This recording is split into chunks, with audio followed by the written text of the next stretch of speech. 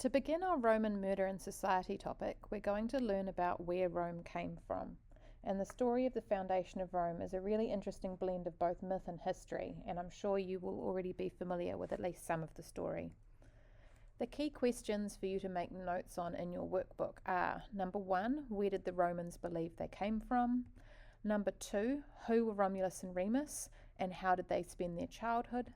Number 3, what did the twins do when they grew up? Number 4, when and how was Rome founded? And number 5, how did Rome develop over the next 200 years?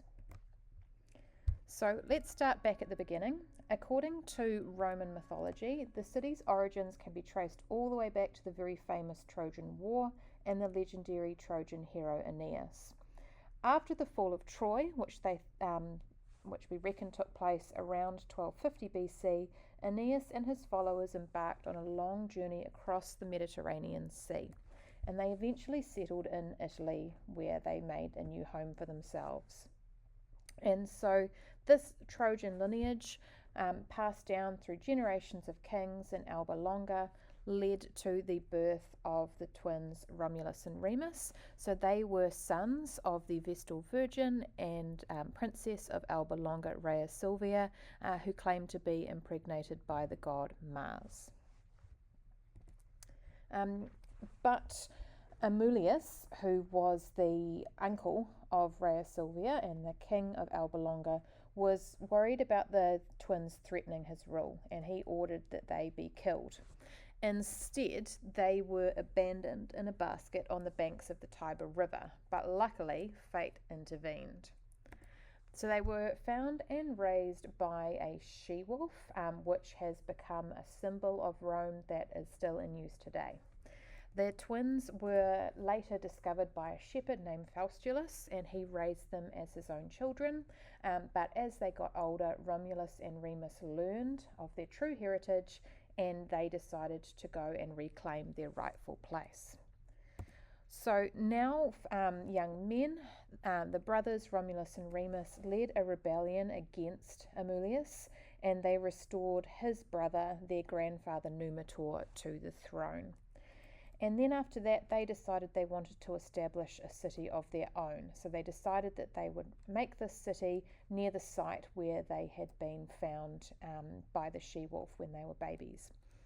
However, there was a disagreement, and different sources give us different versions of this, but the two brothers were fighting over where they would locate their new city.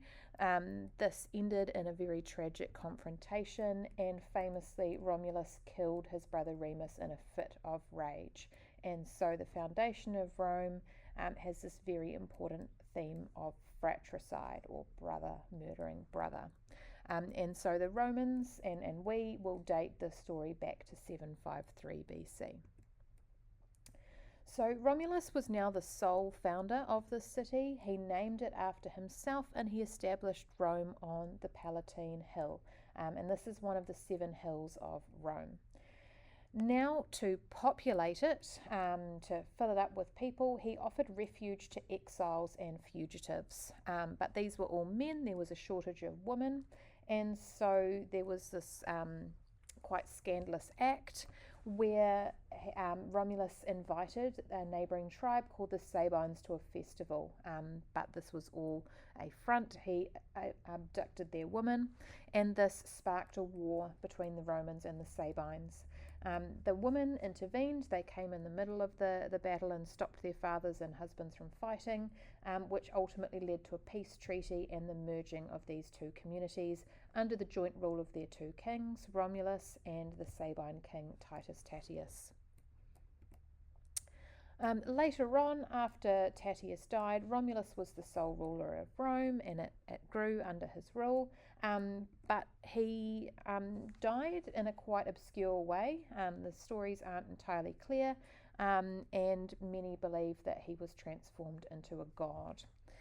And so, including Romulus, 7 kings ruled Rome, and they expanded it, they transformed it, and they each played a different role in developing it into a very powerful force in the region of Latium. But The behaviour of the last king in particular, Sextus Tarquinius and his family, was increasingly tyrannical, and so the people of Rome rose up and expelled Sextus Tarquinius and his family, ended the monarchy, and they founded the Roman Republic in 509 BC. So, this is all the background information we need to understand the foundation of Rome. Make sure that you've got notes answering all these questions, and then we can start taking a deeper dive in class.